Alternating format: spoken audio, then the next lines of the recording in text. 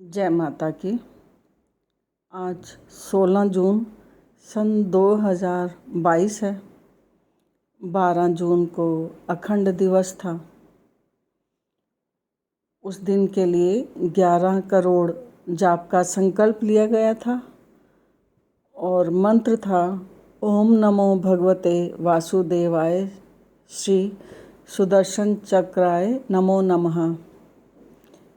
यह जाप कई हफ्ते पहले ही शुरू हो गया था और जिस वक्त पहले 1 करोड़ मंत्र का जाप हुआ, इस मंत्र को करने में समाज के बहुत सारे बुद्धिजीवियों ने सहयोग दिया, भक्तों ने सहयोग दिया, बहुत सारी गांव की महिलाओं ने, बच्चों ने और विद्यालय की शिक्षिकाओं ने, पंडितों ने बहुत तरह से सहयोग आना शुरू हो गया था।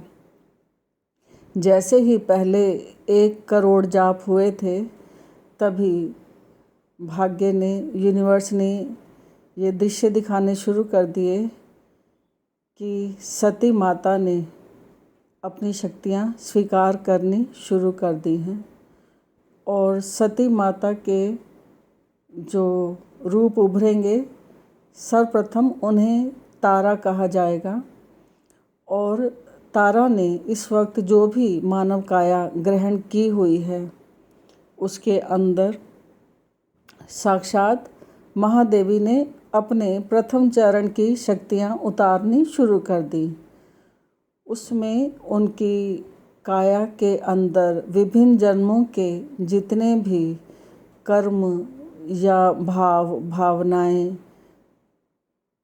द्वेष, राग, जितने भी प्रकार के थे, वो सब समाप्त किए गए। जो भी 7 काया होती है, जिसको आप physical body, astral body, emotional body, जो भी 7 शरीर हैं, उन सब के अंदर से वो सारा क्लींजिंग वर्क, साफ सफाई शुरू हो गया था। उसके बाद जो मानव इंद्रियां हैं, जैसे सूंघने की शक्ति है, घ्राण की, देखने की शक्ति नेत्रों की, ऐसे श्रवण की कानों की शक्ति है, त्वचा की स्पर्श शक्ति है और जीवा की स्वाद शक्ति है।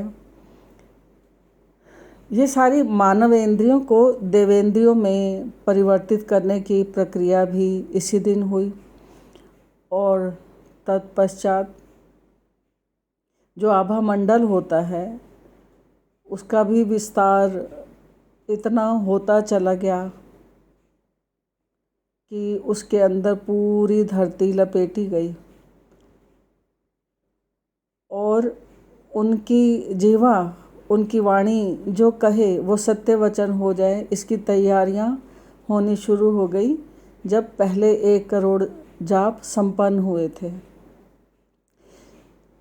इसके आगे का जो कार्यक्रम था कि किसी को, ऐसे भक्त को नारायण भगवान की भूमिका में उतरना था जिसका पूरा जीवन भक्ति में बीता हो, तो सर्वप्रथम अरुण जी से बात की गई। वे तत्पर हुए, किंतु कोई विघ्न बाधा आई और बाद में वे समर्थ नहीं रहे नारायण भगवान की भूमिका अदा करने के लिए। उसके बाद राहिला जी से बात हुई, उन्होंने भी स्वीकार किया कि वे करेंगी। सर्वप्रथम जो संस्कृत में देवी अपराध क्षमा स्तोत्र होना था, उसके लिए उन्होंने संस्कृत में समझना शुरू किया और उसको पढ़ना शुरू किया। किंतु जिस वक्त वो समाधि में बैठी कि अब वे स्वयं नारायण बनकर उस पाठ का जाप करेंगी, तभी लक्ष्मी माँ जी उनके समक्ष आईं। उन्होंने उनको चेताया, सावधान किया कि नारायण भगवान की ऊर्जाएं बहुत हैं, उनसे बहुत सारे सत्कर्म हुए हैं, तो बहुत सारे ऐसे कर्म भी हुए हैं जो तुम्हारे लिए कठिन हो सकते हैं। अगर तुमने स्वयं को नारायण के रूप में उतारा तो बहुत संभव है कि तुम वापस इस साधारण मानव जो स्मृति में लौट ना पाओगी। इस तरह से राहिला जी ने हाथ जोड़ दिए और देखते देखते 11 जून की रात हो गई थी। अंत में दीपा जी ने नारायण भगवान की भूमिका को स्वीकार किया और उन्होंने एक प्रार्थना करी कि मैं दीपा हूँ, सिर्फ कुछ मिनट के लिए मैं नारायण की भूमिका में उतर रही हूँ, किंतु नारायण के जो भी दुष्कर्म या सत्कर्म रहे हों उसका मेरे भाग्य से कुछ लेना देना नहीं है। और सती माता से, महादेवी से उन्होंने निवेदन किया कि संस्कृत की ये प्रार्थना संपन्न होते ही तुरंत मैं पुनः अपने वास्तविक जो भी मानव भूमिका मेरी है मैं उसमें लौट आऊँ। इस निवेदन के पश्चात उन्होंने संस्कृत वाले जाप को, जो देवी अपराध क्षमा स्तोत्र है, उसका जो भी उच्चारण किया। इस तरह से अब 12 जून अर्थात अखंड दिवस जब आ गया, उस दिन बहुत भारी दूसरी शक्तियां भी अपनी भूमिका निभा रही थी। इस तरह से जो भी लोग आने में समर्थ रहे, बहुत बड़ी संख्या में नहीं थे, किंतु जो भी समर्थ रहे वे सच्ची भक्ति के साथ उपस्थित हुए। 33 करोड़ देवी देवताओं का आह्वान किया गया और सौभाग्य से उस दिन ब्रह्मदेव की पूजा का शुभ आरंभ हुआ। साथ में शिव जी की और विष्णु जी की तो होनी थी। त्रिदेवियों में काली माता की, सरस्वती माता की, लक्ष्मी जी की पूजा, स्तुति, 1008 नामों का उच्चारण, आरतियाँ, गणेश जी का भी इसी तरह से मान सम्मान हुआ और महावीर जी का भी हुआ।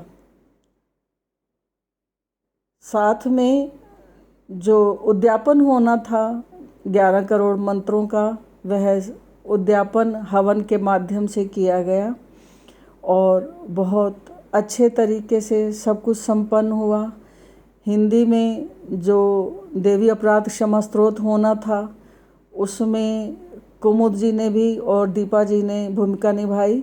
सुदर्शन चक्र बने कुमुद जी और उन्होंने भी 11 जून को संस्कृत में देवी अपराध क्षमा स्तोत्र का स्तवन कर लिया था और फिर हिंदी में सारे समाज के साथ खड़े होकर नारायण के रूप में पुनः दीपा जी आई और सुदर्शन चक्र के रूप में कुमुद जी आए। इन्होंने हिंदी में अपराध के लिए क्षमा मांगी और बाकी जो भी भक्तगण वहाँ उपस्थित थे उन्होंने समाज के सौजन्य से देवी से क्षमा की याचना करी और उसके अतिरिक्त श्री दुर्गा सप्तशती का पाठ भी उस दिन संपन्न हुआ। वह महाप्रसाद भी कई लोगों के घरों में वितरित किया गया। अभी भी वितरण का कार्य जारी है।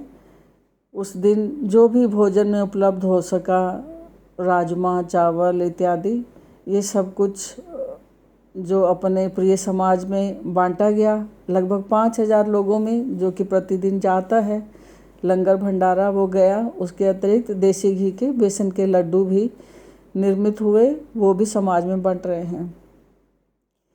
बस अब हम सब की तरफ से जो प्रतीक्षा है वो ये कि महादेवी अपना तारा वाला रूप पहले स्वीकार कर ले। तारा का ही क्यों? उसका कारण ये है कि पिछले 1000 वर्षों से महात्मा बुद्ध का स्त्री रूप तारा, या कुआन यिन भी कई बार लोग उनको कहते हैं, वो भूमि का संरक्षण का कार्य कर रही हैं। और जो इस भूमि पर, पृथ्वी माँ पर जो कष्ट का चरम आ चुका है, इसको निपटाने के लिए स्वयं वे धरती पर आई हुई हैं और अपने अभी मानव के साधारण रूप से वे सर्वप्रथम तारा वाले रूप में और शक्तियों में उतरने वाली हैं। तत्पश्चात जैसे ही एक समाज का बड़ा वर्ग तैयार हो जाएगा सतयुगीन गुणों के साथ, लक्षणों के साथ, संकल्पों के साथ, तो फिर उस ऊर्जा के घनत्व के साथ वे अपना महान देवी का स्वरूप स्वीकार करेंगी। इसी को भारतीय पुराणों में, वेदों में कल्कि कहा गया है और मैत्रेय बुद्धा बौद्ध धर्म में कह रहे हैं। और ये जब जैसे जैसे महादेवी के रूप को इख्तियार करेंगी तो बहुत सारे अन्य देवी देवताओं की जो प्रतीक्षा चल रही है वे सब भी बड़े पैमाने पर उतरे हुए हैं धरा पर, धीरे धीरे वे भी अपने सत्य स्वरूप को स्वीकार कर लेंगे। तो देवी और देवताओं का एक बहुत बड़ा वर्ग और समूह समाज के समक्ष प्रकट होने वाला है। इसलिए अभी जो 12 जून के बाद से जो परिवर्तन आने शुरू हुए हैं समाज के अंदर, धरती पर, इस पर ध्यान दें। लोगों में सकारात्मकता की भावना बढ़नी शुरू हो गई है, अपने अपने देशों के प्रति प्यार की भावना बढ़नी शुरू हो गई है और गलत को गलत कहने का साहस बढ़ रहा है, सही को सही कहने का साहस बढ़ रहा है और एक दूसरे के धर्म के प्रति सहिष्णुता बढ़नी शुरू हो गई है। अगर जहाँ तहाँ कुछ ऐसी कलयुगीन घटनाएं दिखाई दें तो वो उनका चरम अब ढलान की तरफ जाएगा। यह सब आप लोग गौर करना शुरू कर दें और दैवीय ऊर्जाएं धरा पर उतरनी शुरू हो गई हैं।